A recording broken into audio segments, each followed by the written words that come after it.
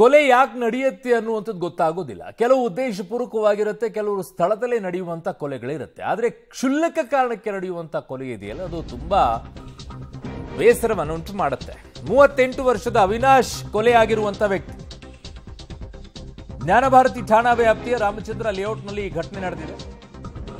ಕುಡಿದ ಮತ್ತಿನಲ್ಲಿ ಕಾರ್ತಿಕ್ ಎಂಬಾತನಿಂದ ಈ ಕೊಲೆ ನಡೆದಿರೋದು. ಏನ್ ಕಾರಣ ಆಗಿದೆ ಅಂತಂದ್ರೆ, ಕಾರ್ತಿಕ್ ತಾಯಿಗೆ ಅವಿನಾಶ್ ಅವಾಚ್ಯ ಶಬ್ದಗಳಿಂದ ನಿಂದಿಸಿದ್ದಕ್ಕೆ ಈ ಹತ್ಯೆ ಆಗಿದೆ ಅಂತಿದ್ದಾರೆ.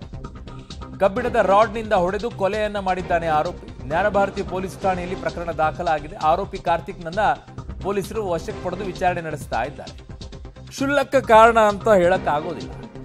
ಕಾರಣ ಯಾವುದೇ ಒಬ್ಬ ಮಗನಿಗೆ ನಿಜವಾಗಿಯೂ ಕೂಡ ತಾಯಿಯನ್ನ ಪ್ರೀತಿ ಮಾಡುವಂಥವನೇ ಆದ್ರೆ, ಅವನು ಯಾವುದೇ ಪೊಸಿಷನ್ ಅಲ್ಲಿ ಇದ್ದಾಗಲೂ ಕೂಡ ಹೆತ್ತ ತಾಯಿಯನ್ನು ಅವಾಚ್ಯ ಶಬ್ದಗಳಿಂದ ನಿಂದನೆ ಮಾಡಿದ್ರೆ ಕೋಪ ಬಂದೇ ಬರುತ್ತೆ. ಆದರೆ ಆ ಕೋಪದ ಕೈಯಲ್ಲಿ ನೀವು ಬುದ್ಧಿಯನ್ನು ಕೊಟ್ಬಿಟ್ರೆ ಆಗುವಂಥ ಅನಾಹುತ ಹೀಗೆ. ಈಗ ನಿಮ್ಮ ತಾಯಿ ಪರಿಸ್ಥಿತಿ ಏನು? ಒಂಟಿಯಾಗಿರ್ತಾರೆ, ನೀವು ಜೈಲಲ್ಲಿ ಇರಬೇಕಾಗತ್ತೆ. ಆ ಸಂಕಟ, ಬುದ್ಧಿ ಹೇಳಬೇಕಾಗಿತ್ತು, ಕಂಪ್ಲೇಂಟ್ ಕೊಡಬೇಕಾಗಿದ್ದು. ಬಟ್ ಏನು ಮಾಡೋಕ್ಕಾಗತ್ತೆ? ಈಗ ಆಗೋಗಿದೆ. ಈಗ ಅವನನ್ನು ಕೊಲೆ ಮಾಡಾಯಿತು. ಅದಕ್ಕೆ ಹೇಳೋದು, ಇನ್ನೊಬ್ಬರ ತಾಯಿಯ ವಿಚಾರದಲ್ಲಿ ಮಾತನಾಡಬೇಕಾದ್ರೆ, ಒಂದು ಹೆಣ್ಣಿನ ವಿಚಾರದಲ್ಲಿ ಮಾತನಾಡಬೇಕಾದ್ರೆ, ಅಥವಾ ಯಾರದೇ ವಿಚಾರ ಆಗಿರ್ಬೋದು, ಅವಾಚ್ಯ ಶಬ್ದಗಳಿಂದ ಮಾತನಾಡೋದನ್ನು ನಿಲ್ಲಿಸಿ ಮೊದಲು. ಯಾವಾಗ ನಿಮ್ಮ ಜೀವನೇ ಹೋಗುತ್ತೋ ಗೊತ್ತಾಗೋದಿಲ್ಲ, ಯಾರ ಕೈಯಲ್ಲಿ ನಿಮ್ಮ ಜೀವ ಇರುತ್ತೋ ಅಂತ ಹೇಳಿ. ಇವು ನಮ್ಮ ತಂಗಿಯವ್ರ ಮನೆ ಬಾಡಿಗೆಗೆ ಬಂದಿದ್ರು. ಅವರು ಮನೇಲಿರೋರು 1 ವರ್ಷ ಆಯಿತು. ಬಾಡಿಗೆಗಿದ್ರೆ ಅಲ್ಲಿ ಹೋಟ್ಲು ಏನೋ ಮಾಡ್ತಾಯಿದ್ರು. ನಮ್ಮ ಹುಡುಗ ಅವ್ರ ಜೊತೆ ಇಲ್ಲೇ ಇದ್ದ. ಅವ್ರ ಜೊತೆ ಅವ್ರಿಗೆ ಹೆಲ್ಪ್ ಮಾಡ್ಕೊಂಡು ಅವ್ರ ಜೊತೆ ಊಟ ತಿನ್ಕೊಂಡು ಅಲ್ಲಿ ಇವ್ರ ಮನೇಲೇ ಇದ್ದ. ಅವ್ರು ರಾತ್ರಿ ಏನೋ ಗಲಾಟೆ ಆಯ್ತಂತೆ, ಎಣ್ಣೆ ಹೊಡೆದಿದ್ದು ಗಲಾಟೆ ಮಾಡ್ಕೊಂಡವ್ರೆ. ಮಾಡ್ಕೊಂಡು ಎಂತೆಲ್ಲ ಹೊಡೆದ್ಬಿಟ್ಟು ಸಾಯಿಸಿರೋದು. ಅವರು ಹೆಂಡತಿ ಮಕ್ಕಳೆಲ್ಲ ಊರಲ್ಲಿ ಅವರೇ. ಅವರು ಹೆಂಡತಿ ಮಕ್ಕಳೆಲ್ಲ ಅವರೇ. ಅವ್ರಿಗೂ ಅವರು ಬಿಟ್ಬಿಟ್ಟು ಅಲ್ಲೇ 6 ವರ್ಷ ಆಯಿತು ಹೆಂಡತಿ ಬಿಟ್ಬಿಟ್ಟು. ಇಲ್ಲೇ ಇದ್ದರು ಅವಾಗಿಂದನೂ. ಅವ್ರ ನಮ್ಮ ತಂಗಿಯವ್ರು ಇದ್ರು ಇಲ್ಲಿ ಫಸ್ಟು. ಅವರು ಇವಾಗ ಬಾಡಿಗೆ ಕೊಟ್ಬಿಟ್ಟಿದ್ದೀನ, ಬೇರೆ ಕಡೆ ಹೋದ್ರು ಅವರು. ಅಯ್ಯಮ್ಮ ಬಾಡಿಗೆಗೆ ಬಂದಿಲ್ಲ. ಅಯ್ಯಮ್ಮ ಅವ್ರು ಹೋಟ್ಲು ಮಾಡ್ತಾಯಿದ್ರಲ್ವಾ, ಅದಕ್ಕೆ ಅವ್ರ ಜೊತೆ ಇವರಿದ್ದ. ನಮ್ಮ ತಂಗಿಯವ್ರ ಜೊತೆ ಇರಲಿಲ್ಲ, ಅವ್ರ ಜೊತೆನೇ ಇದ್ದ. ಅವರು ಹೋಟ್ಲು ಮಾಡ್ಕೊಂಡು ಅವ್ರ ಜೊತೆ ಕೆಲಸ ಮಾಡ್ಕೊಂಡು ಊಟ ಮಾಡ್ಕೊಂಡು ಇದ್ದ. ಅದೇನಾಯ್ತು ಏನೋ ಗೊತ್ತಿಲ್ಲ ನಮ್ಗೆ. ಅಲ್ಲೇ 2 ವರ್ಷ ಆಯ್ತು. ನಿನ್ನೆ ರಾತ್ರಿ ಸುಮಾರು 10:30 ಸುಮಾರಿಗೆ ಇಲ್ಲಿ ಪಕ್ಕದ ಮನೆಯಲ್ಲಿರೋ ಹುಡುಗ ಇವ್ರ ಮನೆಯಲ್ಲೇ ವಾಸ, ತಿಂಡಿ ಎಲ್ಲ ತಿನ್ಕೊಂಡು ಇವ್ರ ಮನೆಯಲ್ಲಿ ವಾಸ ಇರ್ತಿದ್ನಂತೆ, ಅಕ್ಯೂಸ್ಡ್ ಮನೆಯಲ್ಲಿ. ಸೊ ನಿನ್ನೆ ದಿನ ಅವನು ಕುಡಿದ್ಬಿಟ್ಟು ರಾತ್ರಿ ಬಂದಿದ್ದಾಗೆ ಅವ್ರ ತಾಯಿಗೆ ಮತ್ತು ಅವ್ರ ತಾಯಿಗೆ ಕೆಟ್ಟದಾಗಿ ಬೈತಾ ಇರಬೇಕಾದ್ರೆ ಇವನು ಕಾರ್ತಿಕ್ ಅನ್ನೋನು ಆಚೆ ಹೋಗಿದ್ದ. ಅವನು ತಾಯಿ ಫೋನ್ ಮಾಡಿ ಮಗನಿಗೆ ಕರೀತಾಳೆ, ಇವನು ಅವಿನಾಶ್ ಅಂತ ಏನು ಮನೆಯಲ್ಲಿದ್ದಾನಲ್ಲ ಅವನು ಬೈತಾ ಇದ್ದಾನೆ, ನನಗೂ ಬೈತಾ ಇದ್ದಾನೆ, ನನ್ನ ತಾಯಿಗೂ ಬೈತಾ ಇದ್ದಾನೆ ಕೆಟ್ಟದಾಗಿ ಅಂತಂದು ಹೇಳಿದ ತಕ್ಷಣ ಕಾರ್ತಿಕ್ ವಾಪಸ್ ಬಂದುಬಿಟ್ಟು ಇವನಿಗೆ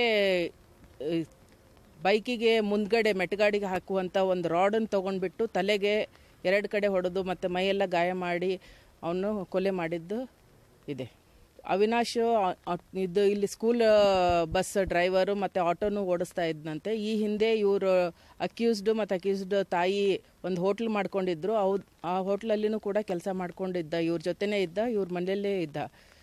ಸುಮಾರು ಇವರು 2 ವರ್ಷದಿಂದ ಬಾಡಿಗೆ ಈ ಮನೆಗೆ ಬಂದಿರ್ತಾರೆ. ಇವ್ರ ಮನೆ ಪಕ್ಕನೇ ಅವಿನಾಶ್ ಅವನು ವಾಸ ಇದ್ದ. ಅವನಿಗೊಂದು 36 ವರ್ಷ, ಮದುವೆ ಆಗಿದೆ, 2 ಮಕ್ಕಳು ಕೂಡ ಇದೆ. ಬಟ್ ಇವನು ಕುಡಿತಾ ಚಟಕ್ಕೆ ಅವನ ಹೆಂಡತಿ ಬೇಸತ್ತು ತವರ ಮನೆಗೆ ಹೋಗಿರ್ತಾಳೆ ಇವನು ಬಿಟ್ಬಿಟ್ಟು.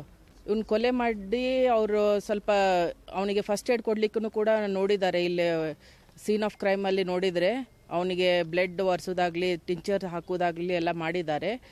ಆಮೇಲೆ ಯಾವಾಗ ಅವ್ನು ಡೆತ್ ಆಯಿತು ಅಂತ ಗೊತ್ತಾಗಿ ಗಾಬರಿ ಆಗಿ ಸ್ವಲ್ಪ ಹೊತ್ತು ಬಿಟ್ಟು ನನ್ನ ಸಹೋದ್ಯೋಗಿ ಈಗ ನಾಗೇಶ್ ನನ್ನ ಸಂಪರ್ಕಕ್ಕೆ ಸಿಗ್ತಾ ಇದ್ದಾರೆ ಕ್ರೈಮ್ ಬ್ಯೂರೋ ಇಂದ. ನಾಗೇಶ್, ಕ್ಷುಲ್ಲಕ ಕಾರಣ, ತಾಯಿಯ ವಿಚಾರದಲ್ಲಿ ಅವಾಚ್ಯ ಶಬ್ದಗಳಿಂದ ನಿಂದನೆಯನ್ನ ಮಾಡಿದರೆ ಅದನ್ನು ಕ್ಷುಲ್ಲಕ ಅಂತ ನಾನಂತೂ ಕರೆಯೋದಿಲ್ಲ.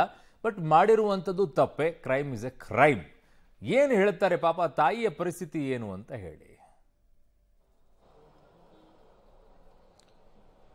ಅರುಣ್, ಈಗಾಗಲೇ ಕ್ಷುಲ್ಲಕ ಕಾರಣಕ್ಕೆ ಅವಿನಾಶ್ ಎಂಬ ವ್ಯಕ್ತಿಯನ್ನ ಕಾರ್ತಿಕ್ ಎಂಬ ವ್ಯಕ್ತಿ ಕಬ್ಬಿಣದ ರಾಡ್ನಿಂದ ಹೊಡೆದು ಕೊಲೆ ಮಾಡಿರುವಂತಹ ಘಟನೆ ಜ್ಞಾನಭಾರತಿ ಪೊಲೀಸ್ ಠಾಣಾ ವ್ಯಾಪ್ತಿಯಲ್ಲಿ ಬರುವಂತಹ ರಾಮಚಂದ್ರ ಲೇಔಟ್ನಲ್ಲಿ ನಿನ್ನೆ ರಾತ್ರಿ ನಡೆದಿರುವಂಥದ್ದು. ನಿನ್ನೆ ರಾತ್ರಿ 11 ಗಂಟೆ ಸುಮಾರಿಗೆ ಈ ಕೊಲೆ ಆಗಿರುವಂತಹ ಅವಿನಾಶ್ ಏನಿದ್ದಾನೆ ಮನೆ ಬಳಿ ಬಂದು ಈ ಆರೋಪಿ ಕಾರ್ತಿಕ್ ಅವರ ತಾಯಿಗೆ ಅವಾಚ್ಯ ಶಬ್ದಗಳಿಂದ ನಿಂದನೆ ಮಾಡಿದ್ದಕ್ಕೆ ಆತ ಕೋಪಗೊಂಡು ಅಲ್ಲೇ ಇದ್ದಂಥ ಕಬ್ಬಿಣದ ರಾಡನ್ನು ಬಳಸಿ ತಲೆಗೆ ಹೊಡೆದು ಆತನಿಗೆ ಗಂಭೀರವಾಗಿ ಗಾಯವಾಗಿರೋದ್ರಿಂದ ಆತ ಸ್ಥಳದಲ್ಲೇ ಮೃತಪಟ್ಟಿರ್ತಾನೆ. ಆ ಕಾರಣಕ್ಕಾಗಿ ರಾತ್ರಿ ಎಲ್ಲ ಮನೆಯಲ್ಲೇ ಹೆಣವನ್ನ ಇಟ್ಕೊಂಡು ಏನ್ ಮಾಡಬೇಕು ಅನ್ನೋ ತೋಚದೆ ಬೇರೆಯವರ ಸಲಹೆ ಪಡೆದು ರಾತ್ರಿ 4 ಗಂಟೆಗೆ 112ಗೆ ಕರೆ ಮಾಡಿ ನಾನು ಅವಿನಾಶ್ ಎಂಬ ವ್ಯಕ್ತಿಯನ್ನ ಕೊಲೆ ಮಾಡಿದ್ದಾಗಿ ಆರೋಪಿ ಕಾರ್ತಿಕ್ ಕಂಟ್ರೋಲ್ ರೂಮ್ಗೆ ಮಾಹಿತಿ ಕೊಟ್ಟಿದ್ದಾನೆ. ಆ ಕೂಡಲೇ ಪೊಲೀಸರು ಹೋಗಿ ಪರಿಶೀಲನೆ ಮಾಡಿದಂಥ ಸಂದರ್ಭದಲ್ಲಿ ಆತ ಮೃತಪಟ್ಟಿದ್ದ ಅನ್ನುವಂಥದ್ದು ಖಾತ್ರಿಪಡಿಸಿಕೊಂಡು ಈಗಾಗಲೇ ಪ್ರಕರಣ ದಾಖಲಿಸಿಕೊಂಡಿರುವಂತಹ ಜ್ಞಾನಭಾರತಿ ಪೊಲೀಸರು ಆರೋಪಿ ಕಾರ್ತಿಕ್ ಅನ್ನ ಬಂಧನ ಮಾಡಿ ತನಿಖೆಯನ್ನ ಮಾಡುವ ಕೆಲಸವನ್ನ ಮಾಡ್ತಿದ್ದಾರೆ ಅನ್ನುವಂಥ ಮಾಹಿತಿಗಳು ಕೂಡ ಇರುವಂಥದ್ದು. ಆರೋಪಿ ಕಾರ್ತಿಕ್ ಏನಿದ್ದಾರೆ ತನ್ನ ತಾಯಿಯ ಜೊತೆಗೆ ಹೋಟೆಲ್ ಒಂದನ್ನ ನಡೆಸ್ಕೊಂಡಿದ್ದ ಅನ್ನುವಂಥ ಮಾಹಿತಿಗಳು ಕೂಡ ಈಗ ಗೊತ್ತಾಗ್ತಿರುವಂಥದ್ದು. ರೀಸನ್ ಪಕ್ಕ ಏನು ಅನ್ನುವಂಥದ್ದನ್ನ ಪತ್ತೆ ಮಾಡುವ ಕೆಲಸ ಆರೋಪಿಯಿಂದ ಮಾಡ್ತಿರುವಂಥದ್ದು. ಅರುಣ್. ಓಕೆ ನಾಗೇಶ್, ನಿಮ್ಮೆಲ್ಲ ಮಾಹಿತಿಗೆ ಧನ್ಯವಾದಗಳು. ಕ್ಷುಲ್ಲಕ ಕಾರಣಕ್ಕೆ ವ್ಯಕ್ತಿಯ ಬರ್ಬರವನ್ನ ಕೊಲೆಯನ್ನ ಮಾಡಿರುವಂಥದ್ದು. ಸ್ವತಃ ಅವನೇ ಫೋನ್ ಮಾಡಿಬಿಟ್ಟು ನಾನು ಹಿಂಗೆ ಕೊಲೆ ಮಾಡಿದ್ದೀನಿ ಅಂತ ಹೇಳಿದ್ದಾನೆ. ಕಾರಣ ಅವನಿಗೆ ಗೊತ್ತಿದೆ ಪರಿಸ್ಥಿತಿ ಏನಾಗಿದೆ ಅಂತ ಹೇಳಿ ಅವನೆಲ್ಲೋ ತಲೆಮರೆಸಿಕೊಳ್ಳುವಂಥ ಕೆಲಸವನ್ನ ಮಾಡಿಲ್ಲ.